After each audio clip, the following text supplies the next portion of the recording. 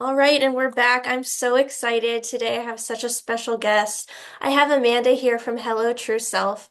Amanda is a certified life and wellness coach for young people so they can be confident, successful, and resilient. Amanda, I'm so glad you're here. I'm so glad you're here. Before we get into the questions I wanted to ask you, can you tell us a little bit about how you got started as a coach for young people? Yeah, no, Mhm. absolutely. Thanks so much for having me, Christina. I'm so excited to be here. Yes. So, my journey to coaching really is very personal because I struggled as a teenager, and like many of us, I Yeah, think. most of us. Yeah. And so, being on that struggle bus of becoming an adult, right? Like going through my teen years and just feeling like I didn't really I had an incredibly supportive family and friends and just, an amazing network and community around me. But I just didn't feel like I had the tools to succeed, like all Right. those things that like stress management, like, how do I set Okay. goals, like all of those types of things. And I really struggled with my mental health. And there wasn't really like there is more so these days of like talks about what even mental health is, right? So Right. I really felt like I struggled through those years, and I know that it doesn't have to be that way. If I had somebody like me, if I had some guidance along the way, it wouldn't have been such a struggle. And that's kind of the inspiration behind, supporting other young people so they don't have to struggle like I did. Because, like I Yes. said, I don't think it doesn't have to be that way, right? No, it really doesn't. And I love that. I really love that was the catalyst for you getting into coaching. And you're right. I'm pretty sure that everyone I know has struggled as a teenager. And if we all had a coach like you, then you're right. It probably would have been so different having those tools like stress management tools. Oh my gosh. I don't think I was taught any of that, like in school or at home or anywhere. So it's just so, so needed. So the work you're doing is so important, Amanda. Thank you so much. I feel so blessed to be able to do this work. Yeah, it truly is. Ugh, such a gift. Yes, it is. So why don't we just dive right in? So Amanda, can you tell us a little bit about maybe some unique challenges, as it pertains to coaching someone in their teenage years as opposed to maybe younger kids or adults?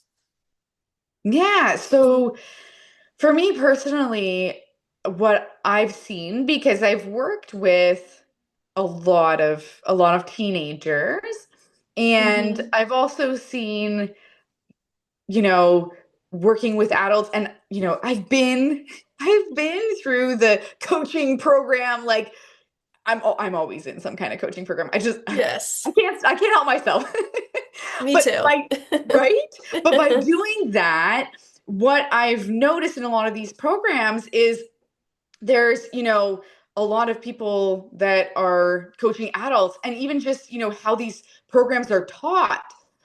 When I had got my national board certification in coaching, like everything in that program was really geared towards adults. And it was so neat to be able to come into the conversation and say, well, hey, wait a minute. Like, we're talking about preventative intervention here. Like, what about, starting these skills and these tools and things at the teenage years? And so it was really Yes. cool. And since then, I've been able to get involved with some more like specific teen coaching programs. And so from that experience, especially really how we're being trained to coach as coaches. You can even see it in that environment, right? And so what Right. I've really noticed to answer your question is that difference between, I think, um and I would also say too, like, so if we're going, and I think there's a difference between the younger, the teen, and the adults. Like there's three different things that we're talking about here, right? Right. Mm-hmm. And so if we're focusing on from adult to teen, as I was describing, Mm-hmm. that what I find and what I've really tried to incorporate into my coaching with my teen clients is really highlighting experiential exercises. So Oh, I it's love not just that. about, us always having a dialogue, which is also very valuable and super important. But because Right. our teens aren't, their brains aren't even fully developed, we're kind of Right. like, uh, like developing their brain. And I have a fun analogy that I always use here, but I'm like, nah, I don't want to jump all over the place. I want to stick with where we're at. But I just think the we're planting seeds essentially. Keep it Yes. short, right? We're just planting those seeds. And if we can do that in a fun environment, and don't get me wrong, it's also fun or important for adults to have fun in their coaching as well. Yeah. But I just think there's a different experience when it comes to young people, and also empowering them to make decisions for themselves. And of course, that's also something we do with adults, but it's slightly different because young people haven't yet fully figured it all out, right? Right. And not to Right. say that we ever really really do, but Right. we've figured out a few more things hopefully as we've aged, right? So Right. seeing that difference, and also there's so much more I find external pressures for young Hmm. people that turn internal, but they're still focused on the external stuff. Whereas I think Right. by the time we get to adults, we sort of are very like, it's the internal, even if we don't acknowledge or recognize, it's Right. just the internal stuff, right? Like it is what it is. Yeah. And so I think really helping young people to cultivate those tools and skills um, in a really fun way. Like we're building that foundation for them. So Right. that's what I would say between adults and teens. And like, I would say it's definitely more similar with that younger age group. Although, of Hmm. course, with the younger age group, maybe we're using different language, or, Right. just naturally that kind of thing. Or maybe the exercise that we're doing is a little bit, I want to say, like extra playful, if that makes Yeah. sense. No, I Yeah. love that. Yeah, we got to be playful with the little ones for Yeah. sure. And I love how you brought up the brain development piece because I think the latest research is saying the brain isn't fully developed until close to 28. And so Mhm. it's just mind-boggling to think that kids are getting their license. You're in Canada, right? Amanda, Yeah. when can people get their license in Canada? 16. 16. Okay, so yeah, and then here that's 16 as well, and I think it's 15 and 9 months where they can get their learner's permit. Okay. Yeah. I don't know what it is in Canada, but anyway, it's very interesting to think that, kids are doing all these like really responsible things. Kids can join the military, before their brain is fully developed. So I love that you brought that up because it's so important to take into consideration. They're still developing and we're helping them Mhm. develop those skills. So that is awesome. Thank you so much for that. So Amanda, in working with teens, have you ever experienced where you worked with a teen where you really helped them with time management and organization? And I bring that up because people in my community, a lot of people in my community have kids with ADHD, and ADHD, kids have a deficit in executive functions like time management and like organization. So, is Yes. that something that you've ever worked with a teen before? And if so, what did that look like? Like, how did you help them with their time management and organization? Yeah. Oh my goodness. Great question. I love this so much because Yes. I I find this so fascinating that this is so often like something that we struggle with, right? Yep. Yeah. And so really finding those tools and strategies that work for our Yeah. teens is so valuable because it's a skill that it really is a skill. And with a skill, it takes practice, and it takes, finding the ones that maybe strategies that don't work the best for you so that you can find the ones that do work for you. So what I do Right. find is there's a lot of sort of trial and error, right? It's like, Hmm. okay, well, let's try this. Oh, that didn't work. Okay, well, Hmm. let's try that. So there is this like nurturing of that growth mindset that I think is so important in those Yes. situations, right? Because we didn't fail. We don't need to throw it all out the window. We actually found a way that didn't work, so we can find a way that does work, right? And Yes. so helping them kind of talk through that, and I know that's maybe not necessarily a concrete organizational skill, but No, it's I love that. super valuable. What is what I find with my clients is helping them to develop that growth mindset. And I would also like, I think of so many clients, some have ADHD and some don't. And Hmm. we just sat down in a session and they're like, I'm overwhelmed and there's so many things. And like, okay, well, what is the one small thing, right? Like, let's Right. chunk it down. And Hmm. then let's actually put that into a schedule. Like let's write it out. Let's maybe, get fun markers, or we're going to, make it Yes. colorful and pretty, and we're going to make this fun. Because I think Yes. that's sort of kind of what happens, right? When we lose the fun. That's why I was saying Hmm. before, it's so important for even with the adults coaching, like it still has to be fun. Like we need to bring in the fun. And that could look Yes. different for anybody, but that would be my initial thoughts. Yeah. I love that. I love that. And being a former teacher, and I worked with elementary kids, like you really have to make things fun for Yeah. them, but for teens too. And I love how you said that because with an ADHD brain, they get bored really easily, and so they're constantly seeking stimulation. Sometimes they're overstimulated, but sometimes they're understimulated, Yeah. and so it's really, really important to make sure that we're, you know, kind of brightening things up, making them fun, making them, attractive and appealing and Hmm. not so boring because things don't have to be boring. Wow, I would have loved if you were my teen coach, Amanda. I feel like I would have really thrived with like your personality and your spunkiness and you're so great. I could just tell you a million times how great you are. Well, thank you. So, and I know, so my next question has to do with emotional regulation. And we know that everybody struggles with emotional regulation, right? We all do. Yeah. Kids, teens, adults, we all do.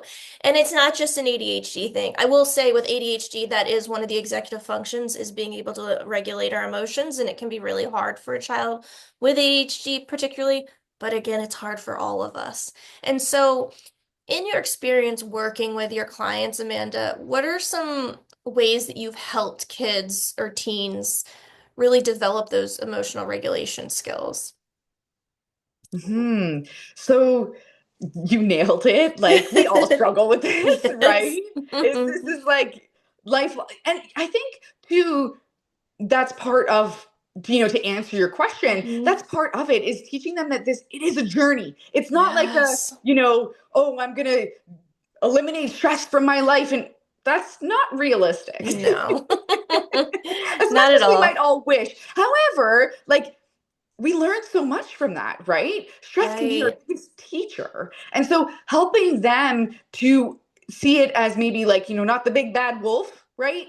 We're looking at Right. this from like, okay, well, let me get curious about like, what is this stress telling me? And what do Yes. I need to know? Or what am I maybe doing that maybe feels out of alignment, and so that's why I'm feeling this way, or like really helping them to get to the root cause of the Love emotion that. and understand where is this even coming from, and what does this mean, as opposed to like being afraid and trying to push it away. Like the emotions are going to come, so Hmm. let's try to understand, what are they trying to teach us, what are they trying to tell us. And a lot of the work that I do to help teens discover this is mindfulness, and helping them to really get grounded and really Yes. discovering from the inside, like what am I experiencing, and helping them to identify those things without judgment. Oh, beautiful. I love that. I absolutely love that. With my clients too, I work with parents primarily, and they're always like, well, how do I get my kid to just, when they get really angry and they start throwing things and I'm just like, well, just like you said, Amanda, let's get beneath that iceberg and figure out what's going on behind the behavior instead of worrying Mhm. about trying to correct the behavior. We have so much research out now that tells us the old way, the behaviorism, where we just try to correct the whining or whatever it may be. It's just Yeah. like we're not getting beneath the surface, and that's what we really need to do. And I love that the work that you do with kids, where you really try to get them to figure out the why, because that's important, identifying Mhm. patterns and triggers and why am I feeling this way? I love that. It's amazing. So that's a good segue into my next question. So, and this is probably something, I'm just assuming, I could be wrong, but something that you work with your teen clients, with confidence, as it relates to confidence and self-esteem, has there Mhm. been, um, I don't want to say a particular strategy, but can you talk about like a client you may have had in the past that really was struggling with either just a particular event that was really causing them to have low self-esteem, or just general low confidence, and how you navigated that with your client? So a big part of this self-esteem conversation, and Hmm. something that I do firmly believe is incredibly important in the coaching environment, Hmm. is to help teens identify their strengths. And so that's something that I do with all of my clients, Hmm. and helping them, even when they're um struggling with something, or when we're having, we're in dialogue, and calling out, oh, I'm noticing, like, this strength of yours. And Hmm. because oftentimes I hear from kids and parents that it's like, well, my mom's only saying that because she's my mom and she has to say that, right? Right. And so when we're calling it out in other spaces, they're suddenly like, oh, maybe that is a strength of mine, right? And they start to Yes. recognize, like, and that helps to build that self-esteem.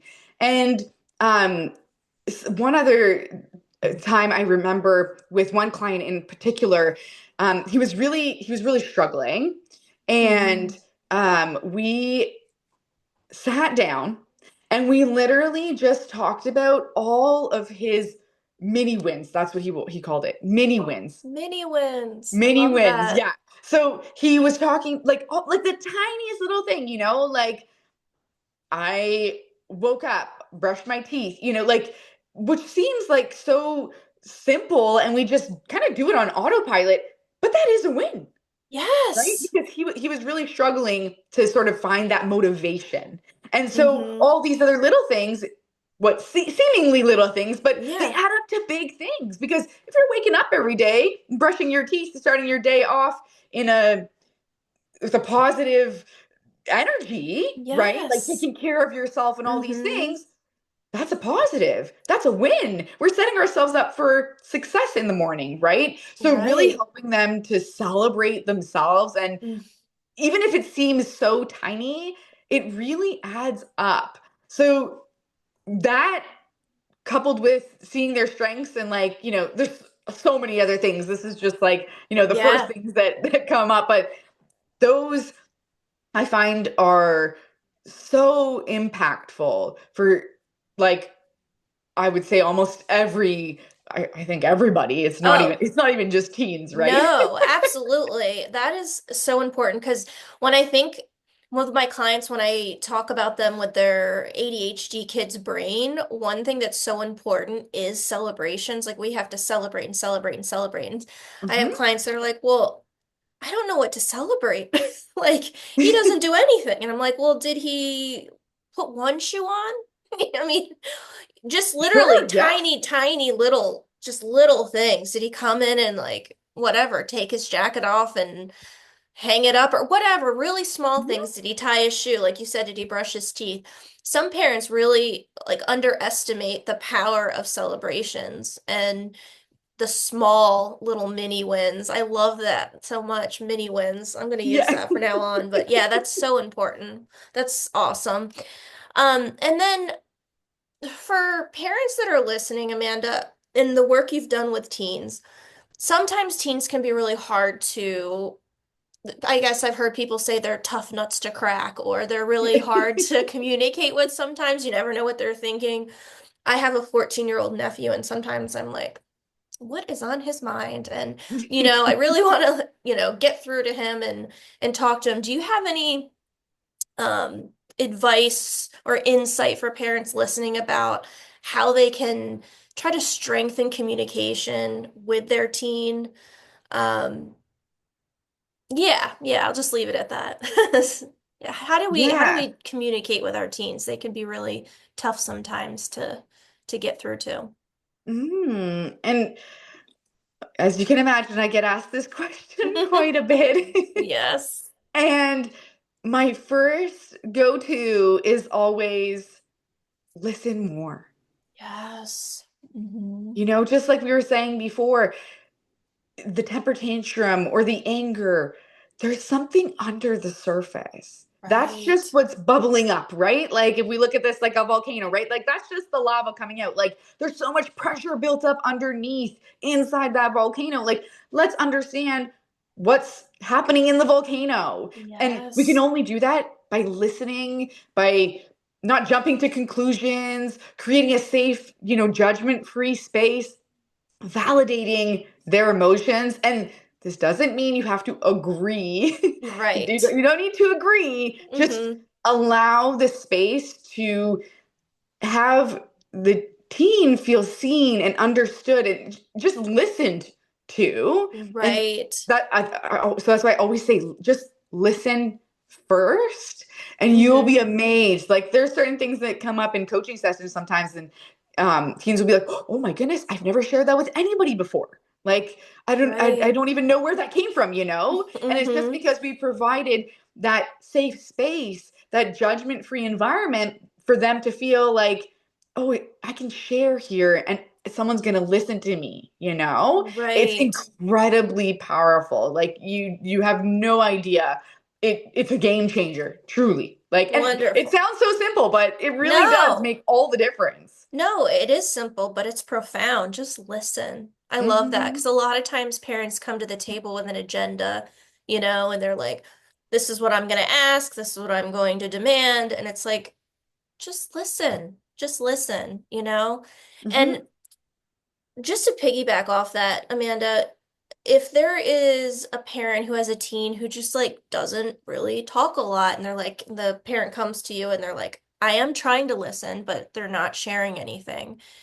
Is there anything that you would say about that or say to them to help them through that? I mean, would it still just be just holding space for when they're ready to talk? Yeah, absolutely. And really just, acknowledging maybe if you can, because kids say a lot of things without even having to say anything. So Yes. if you're picking up on, and maybe, not right away, Mm-hmm. because there's obviously some kind of disconnect for that to be happening, and it's okay. Right. I think that's first for the parents, I would say, have compassion for yourself. Have compassion Oh, for yourself, right? So that you can yes. show up in that way. And maybe it's different than what you've done in the past, right? Mm-hmm. And so now your teen's like, wait a minute, I don't get this. Like, what's happening? Or maybe it's something that you've been trying for a while and you're like, oh, it's not working, right? Right. And so in both, I would say, no, don't give up. Don't give up. Just stay at it. And you will eventually find that space. And also, if they're not ready and they're not open to talk, again, you can pick up quite a bit just from their body language or other things. And so acknowledging those things, like, oh, I've noticed that, insert whatever, you've noticed in a Mm-hmm. loving and compassionate way, of course. Right. But Mm-hmm. mentioning those things, then even though they're not saying anything, they're like, how did they know that? Like they're picking up on how I'm feeling without me saying anything, and then Right.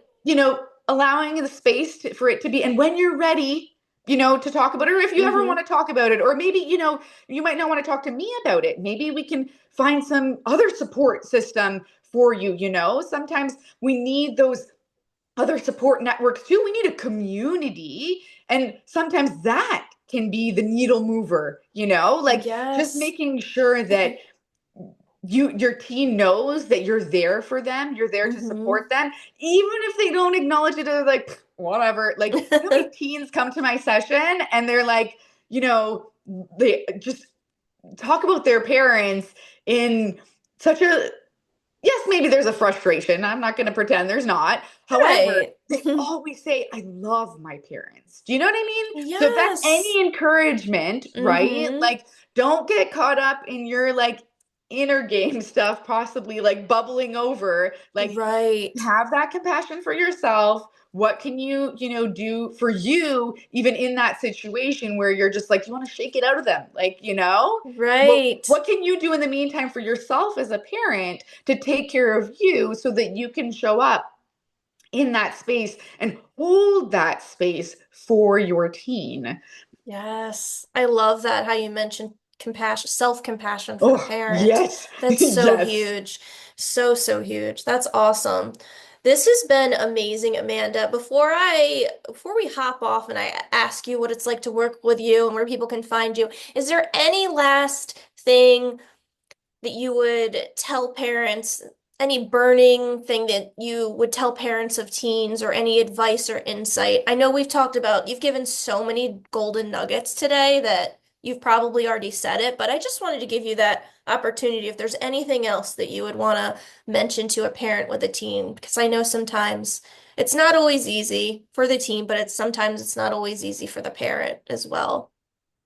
Yeah, no, Yeah. absolutely. Yeah. And I always, come back to this self compassion, right? Yes. Like, and truly acknowledge that you are doing the best you can with the Mm-hmm. knowledge, with the tools, with the skills, with the energy that you have in this moment.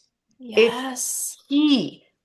You can Mm-hmm. always go back and maybe it wasn't your best parenting moment. It's okay. It's okay. Right. It happens.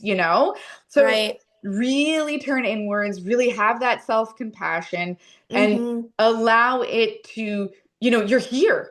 You're here to learn something new. It means that you're, getting more into how you can build the tools to show up in maybe I want to show up differently, or you want things to be better in your relationship with your teens or kids or whatever, and Right.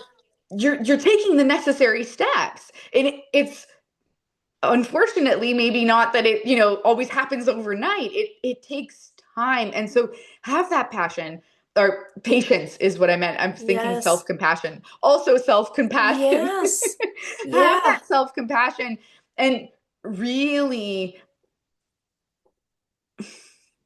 allow yourself to be in this moment now.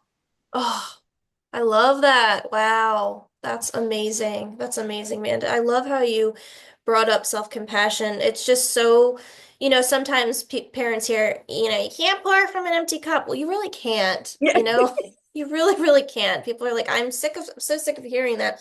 But self-compassion is, so important for the parent because obviously we can't help our kids if we can't help ourselves, right? Right. Um, and also the other part of that is when we are practicing self-compassion, we're modeling that for our teen or our child, Yep. And I love how you also talked about like if things didn't go well, you can make a repair, just be in the moment Mhm. and, And appreciate. be human, like you said, Yes. be that role model. Like if Mm-hmm. when parents are like, I've tried all the things and I've read all the books and I've done all stuff, I'm like, fantastic. Fantastic. That's great. Now Right. allow it to happen and unfold as it will, but Mm-hmm. also remember that like it's a journey. It truly is a journey. And you don't have to have it all figured out all at once. No. And that self-compassion is it truly is so Mm. important. It really is. It really is. Mhm. Wow. Again, I really wish that you were my coach when I was a teen or a child, Amanda. You're amazing.